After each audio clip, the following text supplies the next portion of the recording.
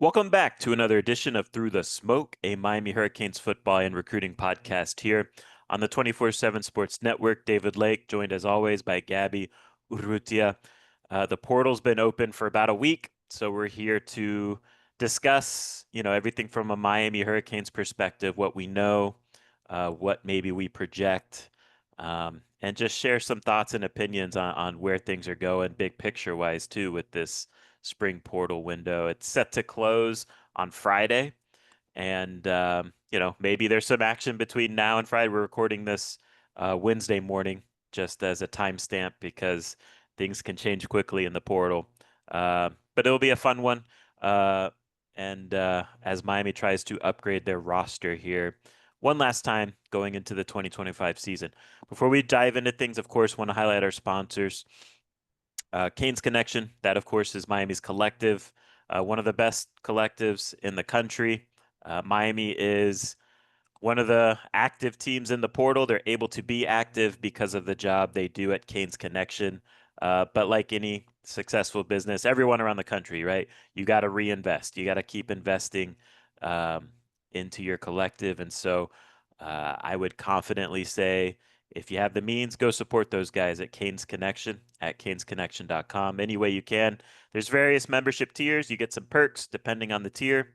Or if you just want to make a donation, you can do that too. But it's a cool way to help the program at a real grassroots level that matters, right? This is a talent acquisition sport, and Canes Connection does a great job assisting Miami with that. Also, our guy Nick Musarino at the Musarino Law Group. If you've been injured in a car accident, he's the guy you should go contact and call him at 561-960-9870 or visit the musarinolowgroup.com.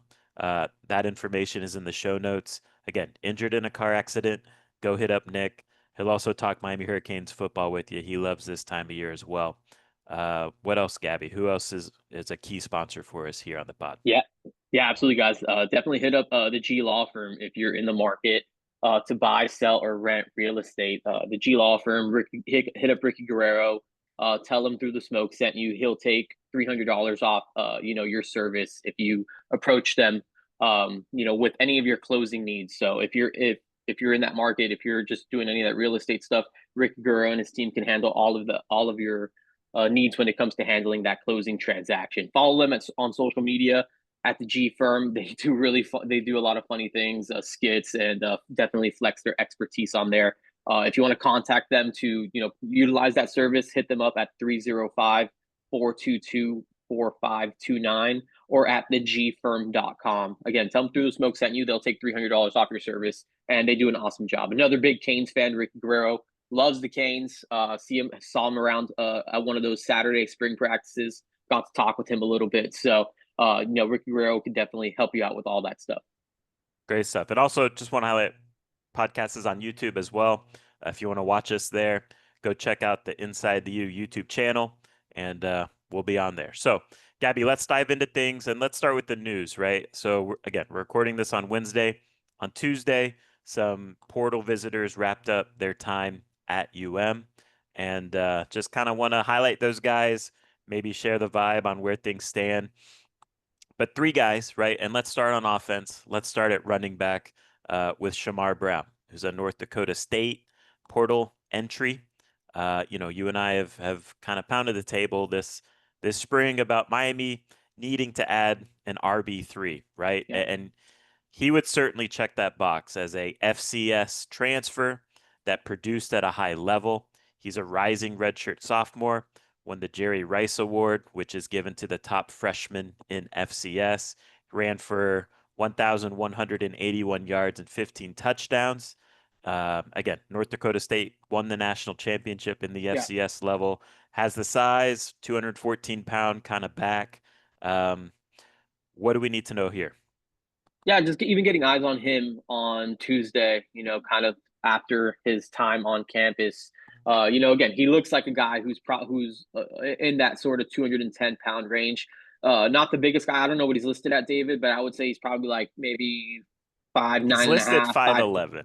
Yeah, I would say he's probably closer to 5'10", but definitely in that 210, 215 pound range. look, Miami is in the market for a running back, and Shamar Brown is their top guy. Like this is the running back that they want in the transfer portal. I think when we talked about this running back thing, we were kind of thinking like, what does this market look like because of the specific role? He seemed open to the role that Miami presented. Again, it's not a lead back, feature back role, but I think it's an opportunity to compete with two really good running backs ahead of him in Jordan Lyle and Mark Fletcher. And look, an opportunity to get on the field. Miami's third running back last year, which was Jordan Lyle behind Damian Martinez and Mark Fletcher. He ran the ball 54 times, had 400 yards and 4 touchdowns. So he got opportunities to flash, and it's a reason why we're excited about him kind of moving forward. So I think Shamar Brown sees an opportunity to compete. Also, running back is a position that it's guys can get banged up. So like that role could potentially get elevated if a situation like that were to emerge. So I think Shamar Brown sees an opportunity to get onto the field. I think Miami's in a really good spot. Like I think Miami is a really just a top competitor in this situation right now. I think the other school to watch is Nebraska. He's, I believe, from Omaha. So I think he's pretty close to Nebraska. He said his family kind of grew up Cornhuskers. He did kind of draw a big smile when he was talking about Nebraska. So we'll see what it looks like when it's Miami kind of combating the idea of potentially going home. And Cal's in the mix too, but I really think this is a Nebraska Miami race, and we'll see if Miami's able to cross the finish line. But again, I think this is a priority for the Hurricanes, and when it's a priority for Miami, they can definitely get aggressive. So Shamar Brown is a situation that I think I would watch closely for Miami fans. Yeah, I think if you watch him too, just what he did at North Dakota State, he's kind of the perfect fit, the mold of what Miami could hope for at running back three. Is he a guy that's, super twitchy, fast? Uh, you know, Probably not, but what does he bring? He's that dependable guy. I think you can put him in a game. You can count on him to run the right tracks, get you 4 yards. I think he's effective in short yardage and in the red zone, and he's quite good in pass protection as well. Um, so yeah, I mean, I think he makes a lot of sense to be that dependable RB3 that Miami straight up needs. They need that type of back here, behind Mark Fletcher and Jordan Lyle. He'd be a great fit, and like you said, it's looking like a Miami Nebraska battle. It'd be a big win if Miami's able to solidify that spot on the offense. Yeah. All right, let's go to defensive tackle. Right, Miami needs some depth there, and they brought in Braxton. Is it Feli or Feli? Do you know how to Yeah, I think it's pronounce it? Feli. I don't know for sure, but I think it's Feli. Okay. Braxton Feli out of Boise State. He's a rising senior, so he's got one more year of eligibility, I Yeah. believe. He goes 6'1", 296 is what he's listed at. Yeah. Of course, playing for Boise, that's a big time program at the group of five level last year. 24 tackles, 5.5 sacks, 25 quarterback pressures. The pressure element is kind of what he brings as a, Yeah. undersized defensive tackle. The year before, he had 30 pressures in 2023. He's from the state of Utah originally. What do we need to know here? Yeah, I think, just sort of like an interior kind of pass rusher, right? They have 55 pressures over the last 2 years from the interior. Boise State, again, group of five program, but probably the premier group of five program. As a school that made the college football playoff. I think they got a bye this year, didn't they?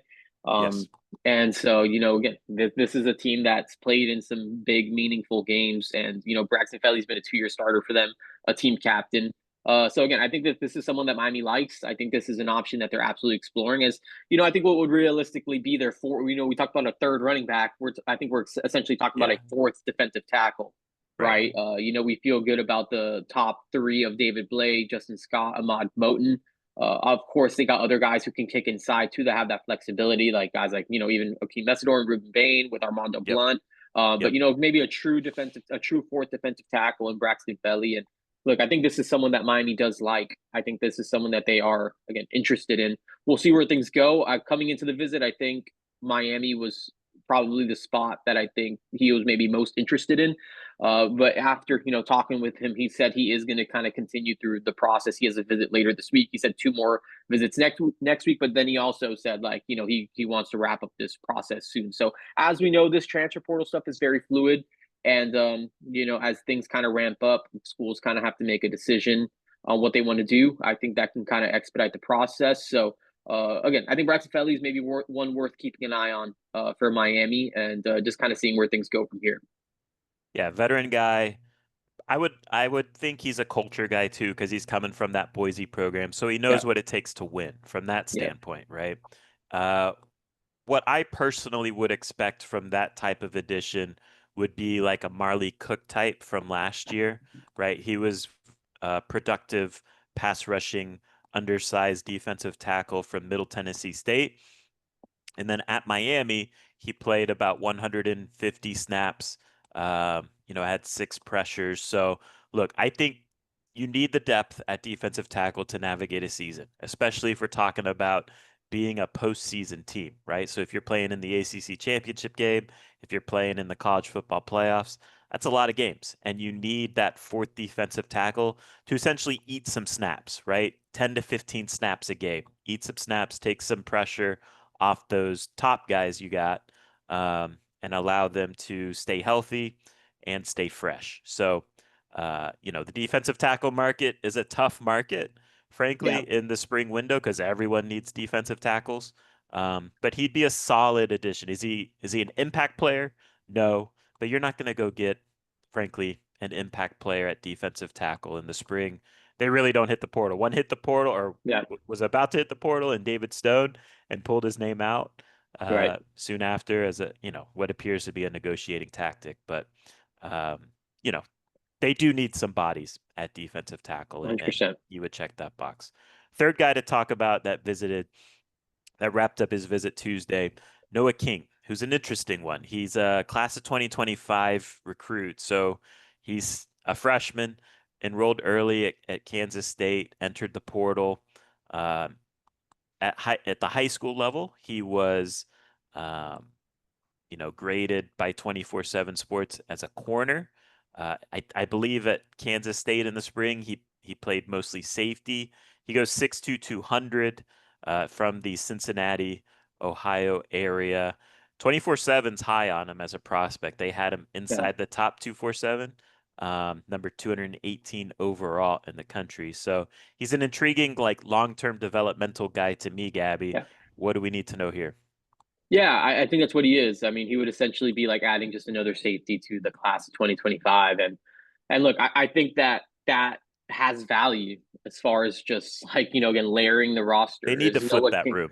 They right? do. Is Noah King someone that's going to come in and start and play a ton for you? No, but I think he's someone who one again just seeing him in person is bigger than I anticipated. He's a big looking safety, like that's the type of guy. If you're recruiting a safety out of high school, like I want a guy that looks like that. So I think kudos to the guys at 24/7 Sports for ranking him inside the top 247 because he looks like a blue chip safety Yeah. type of prospect. Long.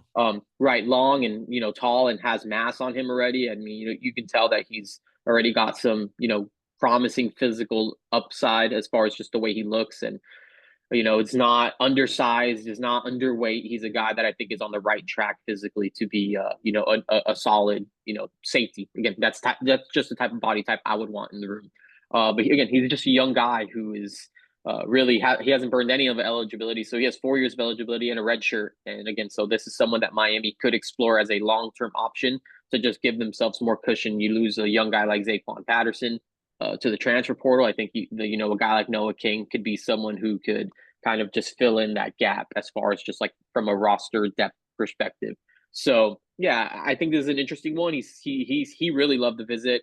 From what he told me, he liked what he likes Will Harris's track record with developing safeties. He likes what Miami does on defense. He believes that they can move him around a little bit. Again, he's got that size, so maybe he is someone that you can kind of move around a little bit and do a couple different things with him. So we'll see where it goes, right? Because again, I think some important context with this spring window is just the impending revenue share. So, kind of working on a budget and then also the roster spots of the 105 that's coming.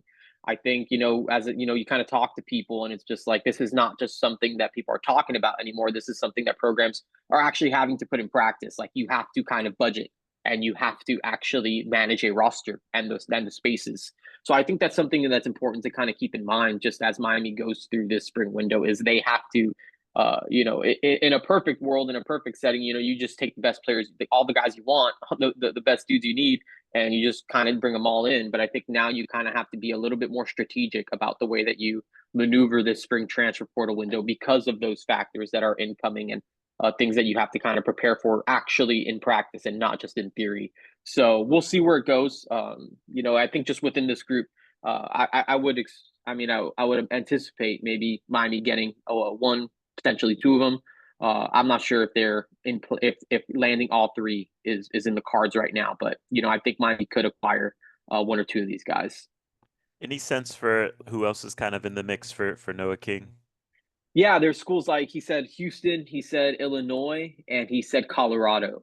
So again, I think all those. I mean, we'll see where it goes. He told me he didn't have any visits planned, like nothing was officially set up yet. Miami was his the first visit he went on, and again, what he had planned up to that point. So we'll see. We'll see if anything else kind of materializes after this, or if Miami moves forward in this direction. Again, it's going to be interesting to see how they kind of piece all of this together with some big need. We'll get into them, David, but just some bigger, more pressing needs that Miami needs for the roster for 2025.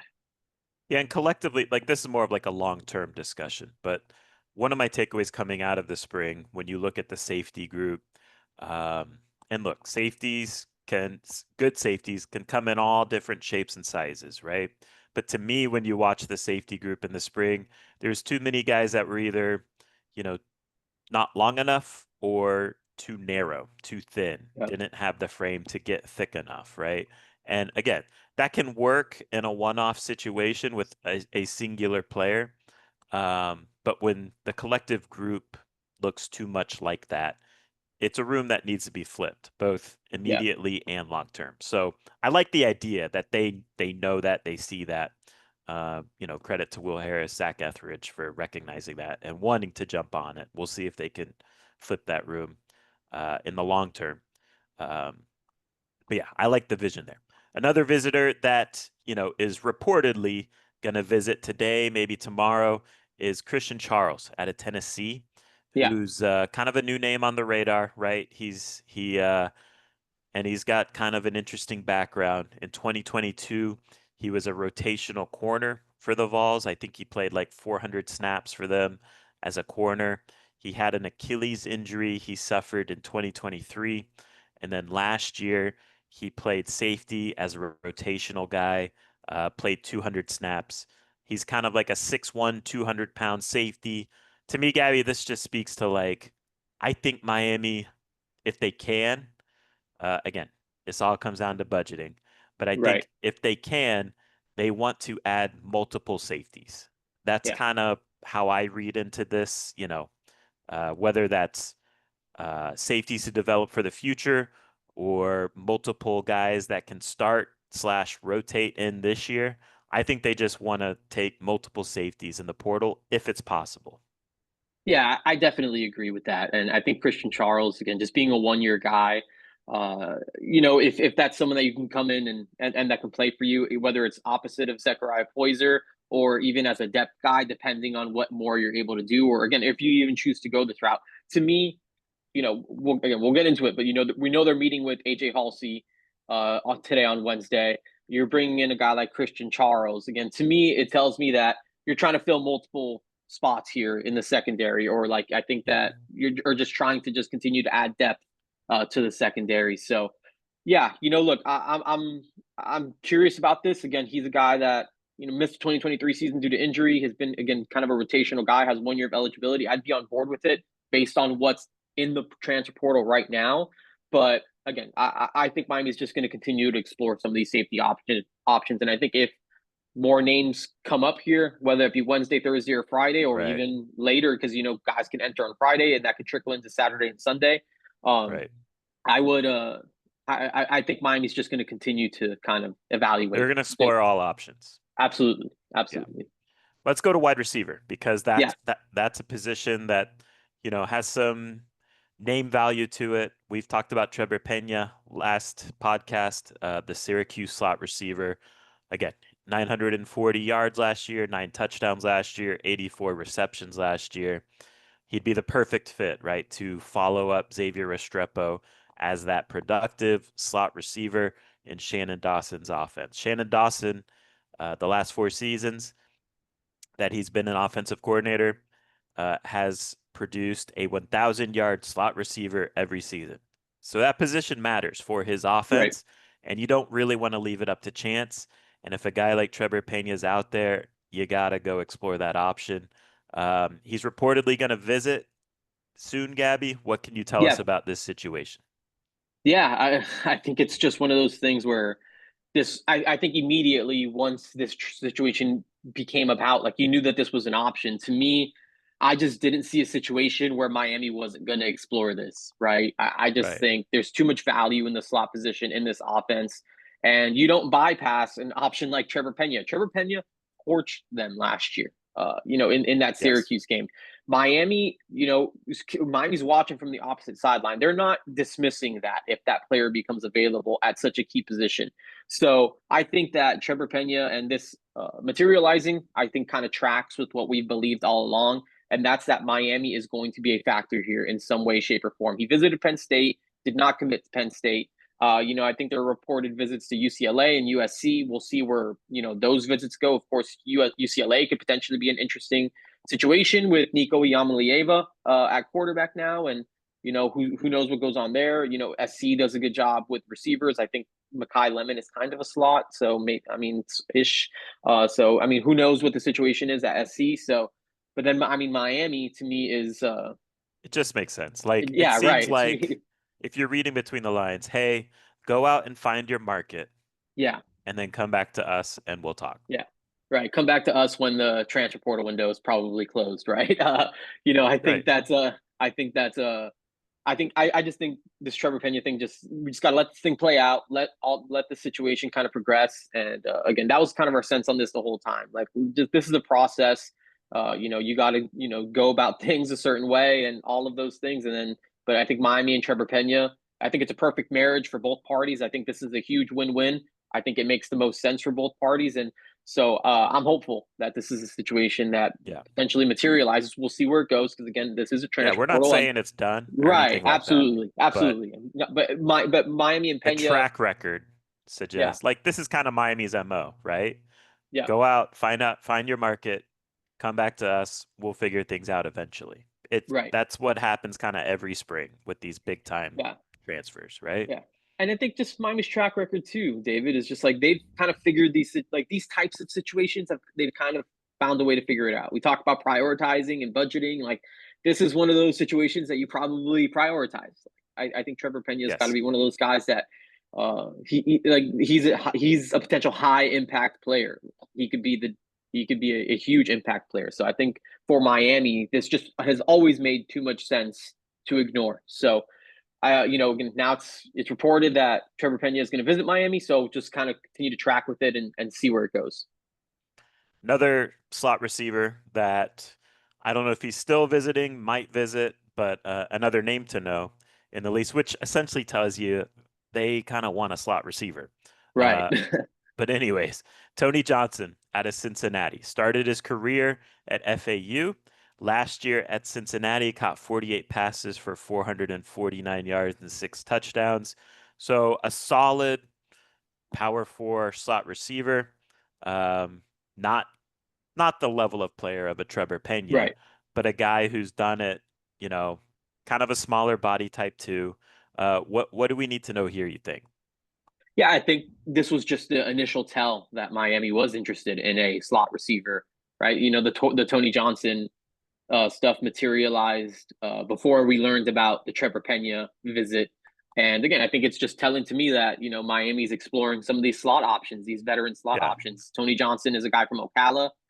You can start his career at FAU. I talked to someone at FAU who was just raving about him. He's just like he's one of the favorite players that this person had during their time at FAU. He's been there for a few years now. So look, I think he was a strong red zone option for Cincinnati. He led the team with 6 touchdown catches.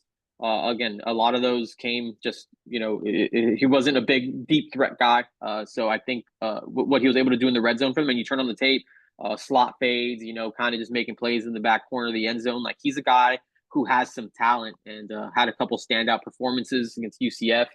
He had 78 catches, 76 yards, and a touchdown against Kansas State. He had 8 catches, 52 yards, and 2 touchdowns, and also scored against Texas Tech, Pitt, and Colorado. So he's produced, at least found the end zone and helped Cincinnati in that way against Power Five opponents. He didn't like feast on an FCS opponent, and that's what juiced up the stats. Like he was pretty consistent.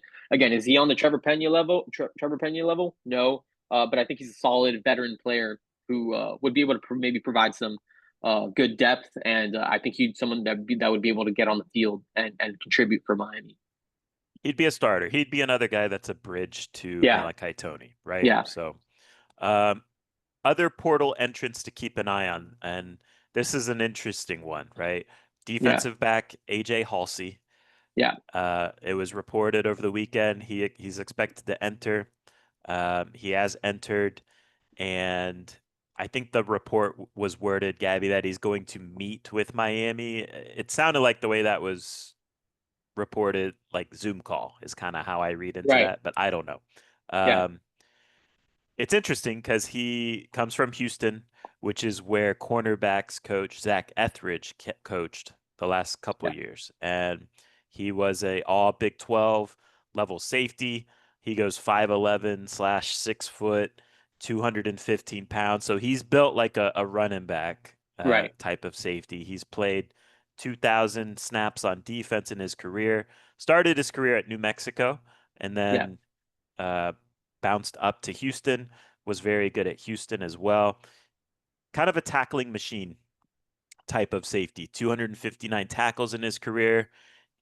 In a season, he's never had a missed tackle rate higher than 15%, which is kind of your standard of like acceptable missed tackles from a defender at the Power 4 level. Like last year's starting duo at safety were like in the mid to low 20s, which is 20s, just yeah, way too high. horrendous. And last year too, he kind of added that element of his game of flashing, playmaking ability and Right. coverage, instincts, playmaking ability and coverage. So Gabby, this makes a lot of sense in a lot of ways. Miami needs a safety. He has a history with one of Miami's DB coaches and Zach Etheridge. What do you feel like we need to know here? Yeah, for starting off with the meeting, from my understanding, it's going to be an in-person meeting, but it's just not Okay. in Miami. So he's not visiting Miami, but I guess this is essentially like I don't know, I don't know if it's an Official in-home visit or visit yeah, or a yeah, yeah, it's a home visit, or I'm coach not sure visit. exactly where this, yeah, some sort of coach's visit, but it is going to be in person, which I think is notable. And I think with all the other ties that you mentioned, the Zach Etheridge and the need, I think Miami and Haulcy make a lot of sense for each other. This is another one that Yeah. I think is just a really good fit from a familiarity standpoint, a need standpoint, a potential impact. So I would definitely watch this AJ Haulcy and Miami situation closely, especially just how quickly it developed once Haulcy was officially in the portal, which is different from when we knew he was entering the portal. But once he was officially in, it wasn't long before this in-person meeting, not in Miami, kind of developed. And so I think that's a really good sign about where things are at. Again, Halsey checks all the boxes for a lot of the obvious reasons. Like Miami needs another safety. He is a playmaker. Again, not really the ideal size, David. And I think another, Lengthwise, yeah. yeah, lengthwise and 215 pounds. I heard he might be even a little bit bigger than that. Maybe even He in like looks that. thick. Yeah, he looks. I think he might be pushing that 220, maybe even 225 pound range, which is fine because you see all the other stuff. It all clicks. Again, is this? I think another thing to talk about, like, is AJ Halsey's long term. Is he a long term safety as far as just NFL? Is he someone that you can drop maybe closer to the line of scrimmage? I mean, you look at the PFF stuff, he's played 896 career snaps in the box Yeah. compared to his free safety snaps, 899. So he's essentially almost splitting his career reps between whether he's playing in the box and at kind of a true safety spot. And I think he makes plays at both. Like you turn on the tape and you see him playing kind of like that center field role and making plays against schools like Baylor and TCU and things like that. And then he's someone that you can move up even closer to the line of scrimmage, and he can give you a lot there. Especially you see the tackle numbers, someone who can help you against the run and do a lot of different things in that facet of the game too. So it's interesting. I think AJ Halsey is sort of another chess piece for you. He can do a little bit of everything. And again, I think taking a guy like AJ Halsey still gives you the flexibility to even, we talked about a guy like Christian Charles or, a potential another impact, whether that be true safety or just someone else Yeah. in the secondary. Like, I think adding AJ Haulcy gives you the flexibility to still be able to add a quality type of talent to the defensive backroom. Do you have to? Probably not. I think if AJ Haulcy is your number two safety, like you're super good with that. Right. But if you want to really like ramp this Let thing me up ask you to this. another notch, yeah, I agree with everything you're saying. Are you advocating AJ Halsey be a linebacker, or are you advocating he be a big nickel?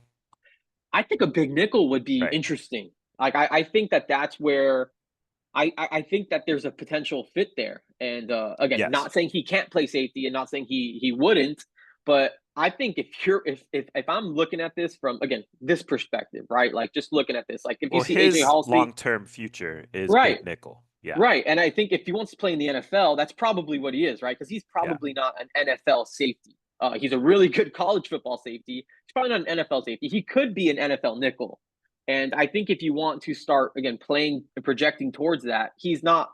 We talk about Charles Brantley as a potential nickel. Charles Brantley, at the end of the day, is probably slighter than we thought when he came in, as Yeah. far as just like weight wise. He's So straight up coverage. He's a right, coverage nickel, which yeah, is fine. And you need that right, versatility. You need both for guys. sure.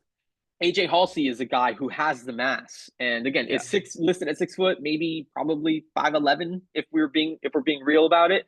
He's Again, I think he, essentially a versatile linebacker then, yeah, right? it seems like he's a playmaking linebacker who moves kind of like a Right. safety. So I think that essentially draws up nickel. So Right. I think that may be something on the table, and then Miami maybe again, I think it gives you the flexibility to.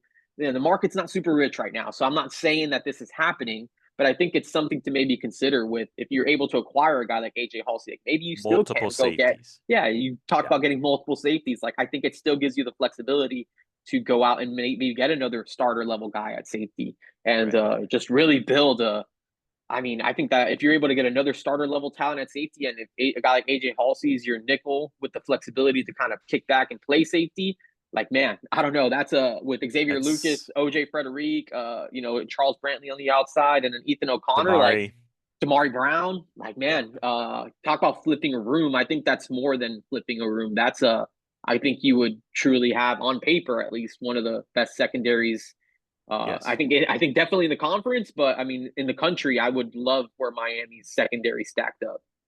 I think too, if you look at like I think Gabby, you could make the argument that Miami's back seven's probably good enough right now to like navigate an ACC schedule because the ACC is kind of like a pass heavy finesse style of offense for the most part, week after Right. week after week. Um, but Miami opens the year with Notre Dame. Miami then plays Florida later in that first month of the season. And if Miami's goal is to get to the ACC championship game, they're probably going to be playing against Clemson. These are heavy teams, right? So Yeah. you're gonna need to be heavy on that back seven and in the front seven. And a Yeah. guy like AJ Halsey gives you that versatility of like, okay, we can drop this guy in the box and he can help against those power run potential teams that you're gonna see if you want to have a successful season overall, right? Right. So you got to be able to do both things in terms of, defending finesse offenses, pass heavy offenses, but those offenses that bring power, and Notre Dame's going to be that type of offense in game one. Adding a guy like AJ Halsey to me helps significantly, Miami try to contain that style Yeah. of offense. Yeah. I think even if you project like again, talking about AC championship game and college football playoff, Yeah, in those situations, it's all this is those the way. teams. Yeah, Yeah, it's all those types of teams like, where you're going to need guys like this to yeah, help you up front. and he is kind of. Sledgehammer might be hyperbolic, but he does bring it. Like he's not Yeah. afraid of tackling through people. And Yeah. so he would be a fan favorite, I think, if he ended up coming to Miami. Yeah. All right, let's go to wide receiver, just other names to know, right? Yeah. So, since our podcast recorded, Miami offered a San Jose State wide receiver, Trayshawn Hurry. He Yeah. is since committed to Louisville. Right. But that kind of gives you the idea, right, of Miami's interested in trying to get an outside receiver. He was 6'2", 200, kind of your power outside receiver, contested catch type of outside receiver. 481 yards at San Jose State, late bloomer. The vibes were that, Louisville kind of pushed him in and he ended up committing there. So Right. that's interesting from that standpoint. Like Miami's in the market for an outside receiver. That makes Yep. sense. Another guy to know at outside receiver, Keelin Marion at a BYU. Started his career at UConn, 6 foot 197. More of your speed element on the Yeah. outside. Had 24 catches for 346 yards and one touchdown at BYU. Made an impact as a kick returner. I think he was maybe even an All-American as a kick Yeah. returner. 26 yards per return on 18 attempts, scored two touchdowns. Also, kind of a gadget guy. 21 Yeah. carries, 96 yards, and two touchdowns as a runner. Right. So, what do you make of this player and Miami offering Keelin Marion? Yeah, I think this is just Miami wanting to get faster on offense. I think that that's a trait, a specific trait that Miami wants to just have more of on the roster. And I think Keelan Marion, talk about the return ability. Again, that's big time. Being able to make Yeah. plays on special teams. I mean, you talk about those two returns. I mean, those are high impact plays. Just being able to Yeah. have a solid return man.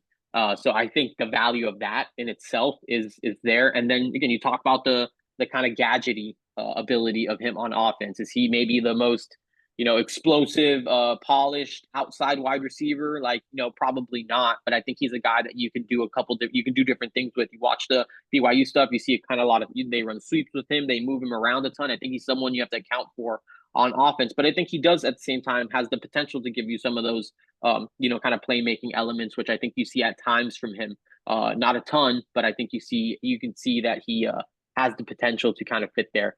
Again, I think this is just the type of guy that you take and figure it out and just give you. Yeah. I think it just gives you a different flavor on offense. It gives you Yes. the ability to do different things. Whether it's you can be eye candy type of stuff to you can just draw stuff up with him and move him around a little bit. And I think he's someone that you just always have to account for. And I think that there's value to that. So I think Keelan Marion would be a big addition for Miami. Again, not as like a 600, He's seven not a hundred wide yard receiver receiver. one. He's Right. not. He's not that guy. But I think He's he an would be a solid. all-purpose guy. Can he Yep. get you? I don't know. I don't know. 700 all-purpose yards, more than that, 800 all-purpose yards. I think that's the question. And you're right. Like he's Yeah. a missing flavor on this offense. Yeah. You got your route runner in JoJo. You got your contested catch guy in CJ. Slot. We'll see how that's addressed. And then, Elijah Lofton is your athletic tight end. So we talked about it coming out of the spring. They need speed on the Right. outside at receiver. And, again, he's not in my opinion, maybe I'm wrong. He's not a 700-yard receiver type of Yeah. guy. I don't think so either.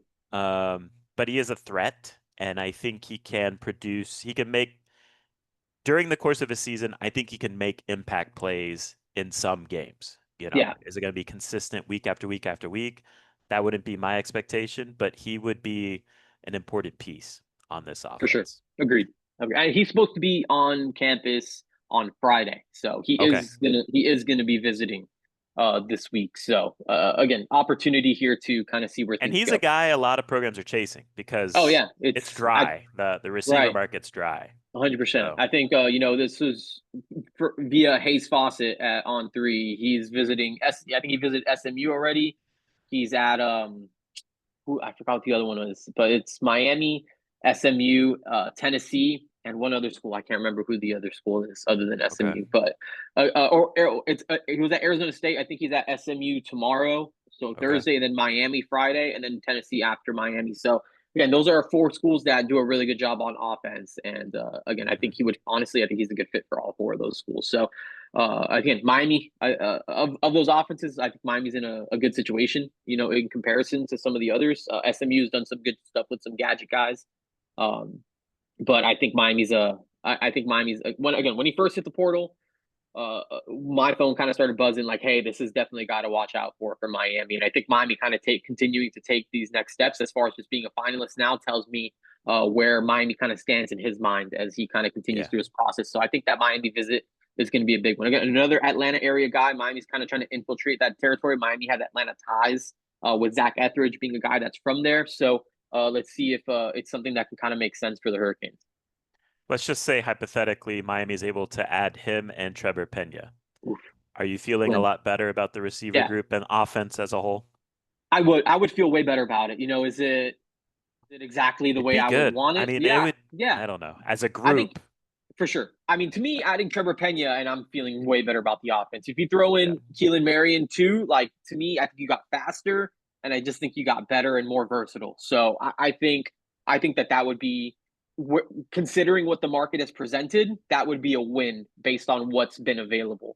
Yeah. So yeah, I think to me, just again, if I was drawing it up, it would look maybe a little bit different. But I think based on what has come out of the spring transfer portal window at Right. receiver, yeah, that would be close to, pretty close to best case scenario for Miami. We've pounded the table too that, it's hard to find linebackers in the portal. That's just not a position where good players enter.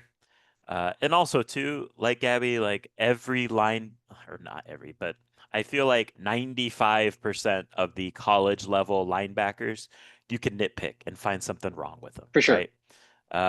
It's a hard position at the college level. But one intriguing linebacker did enter in BYU middle linebacker, and he's a middle linebacker too. That's another Yeah. element of it. Like I feel like most of the linebackers that do enter are, your weak side or outside linebackers. Middle linebackers, like good solid middle linebackers, really, really don't enter. But Harrison Tagert out of BYU entered over the weekend.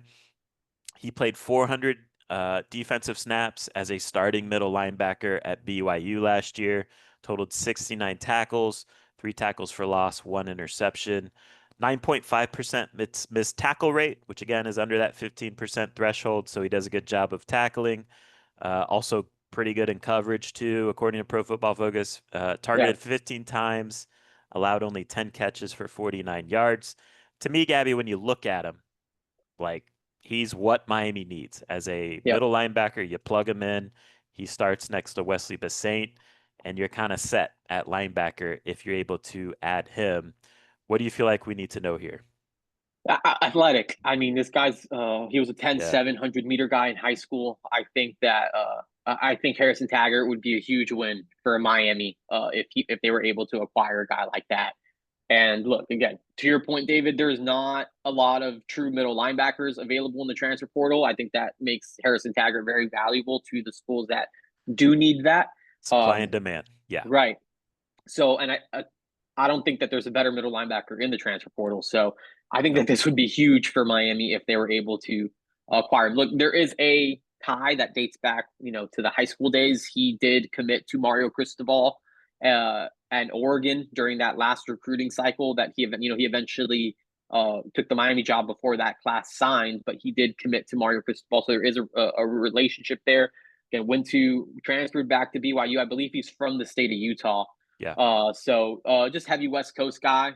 So Miami, who knows what that looks like as an option, just kind of being away from home. But if he's open to exploring options, I think that there's a clear situation at Miami where he can come in and be an impact it makes player. So sense. yeah, there's a lot that makes sense between just the tie, the relationship that's already there, and just the need, right? So I think Harrison Taggart, and truthfully, a Harrison Taggart, Popo Aguirre middle linebacker room, like I think that would Yeah, I that's a would good feel rotation. Yeah, yeah, I would feel good about those two collectively just as a group. So yeah, I think this is just another way to improve your defense ahead of the 2025 season. yeah. When you watch him, he's a pretty good athlete. Like you drop and it's true. Like you drop the 10-700 meter time, and you kind of have these visions of him being a freak. I don't know if I'd necessarily say he's like a freak athlete. He's a good athlete. To me, the thing that stands out is he brings a lot of energy and effort. Snap after snap after snap. He's just always around the ball. Again, he's kind of the perfect fit for what Miami Yeah, needs. In my opinion, he's probably not as good as Kiko, but he's in that ballpark of and look, I think the the discussion here, I'm probably opening a can of worms by saying that, but like if Kiko played in this Corey Hetherman offense, I yeah, think, Kiko would have not yeah. looked as he Yeah. wouldn't have struggled as much as he did Right. last year. Uh, but like Harrison Taggart at his best has a nose for the football. In a game last year against Oklahoma State, he played 43 defensive snaps and he had 11 tackles. So, one every four defensive snaps, he was making a tackle against Oklahoma State. So, he is, again, the supply and demand factor means his market is going to be inflated, but he would address what I think is a need for Miami if you want to, make a relatively deep college football playoff Yeah. run. I think they do need to address that linebacker spot. 100%. For sure. Last guy I want to talk about, and look, we don't have to spend much time on him, but Greg Smith out of Florida. Yeah. He is entering his second year at the college level. So he's interesting because Will Harris, who is Miami safeties coach, was at Florida last year. To me, he's a guy that's a long-term safety guy. We talk about flipping Yep. this room short-term and long-term. To me, Greg Smith is a traits guy, 6'4", 213 pounds out of Florida, quarterback in high school. So kind of new to the safety position, still learning, still growing, still developing. But he's, again, big, 6'3", 6'4" guy, 215 pounds, 6'9" wingspan. Played 100 snaps last year for Florida, so he got his feet wet a little bit as a freshman. To me, this makes sense for the long term, but like, is it, again, I think you got to address those guys that are actually going to play significant For sure. snaps before you get to a Greg Smith. But I would not be against taking the long-term guys as well. Yeah, I agree. I mean, Greg Smith is, I think that's what he is. He's a long term guy, probably a year or so away from maybe being an impact player. But look, a lot of traits, high school quarterback that kind of converted to defensive back. Again, he's an athlete. I think he sees the field well. He's got a lot of the tools that you want. And look, just talking to Greg, he's fielding interest from all of the Power Four conferences, and then multiple schools in the AAC as well, which is I think probably the premier Group of Five conference, I would say. Um, so look, I mean, he's a guy that's going to have options. I think he's going to have interest in the transfer portal. We'll see where Miami kind of ends up stacking up based on what they can offer from basically just playing time and where the reality of the depth chart is right now and what he would be. So let's see where things go. Let's see where things go with Miami and Greg Smith, and if he becomes an option again. I think this Noah King kid is on the table as well. So Yeah. Miami has two potential young safeties that they can kind of sort through and see what they want to do with. If it's me, I'm addressing the guys that are going to play significant roles Yeah. first, and then seeing, again, budgeting is a big thing now. Seeing what you got, if you can go add a long-term guy for the future, Yeah. do it. Sure. All right, let's wrap things up. Just big picture portal talk, right, Gabby? And you and I have already kind of addressed this, but this spring portal window, it has been, relatively dry up to this point. There Yeah. hasn't been crazy, a lot of crazy names that have entered. You had the Nico situation at Tennessee, you had the David Stone situation at Oklahoma. I think honestly, like those were negotiating tactics, of course, for more Right. NIL. David Stone's was probably handled a little more buttoned up than Nico's. I think if Nico handled his situation a little more buttoned up, he's still at Tennessee. So Probably.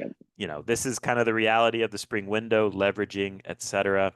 But I also think too, like a reason why guys just aren't jumping in. I think there's been a lot of proactive Yeah. negotiating by all the power programs, but Power Four programs, but especially SEC and Big Ten schools. They're just doing a good job of the guys they like locking them in before the portal opens, right?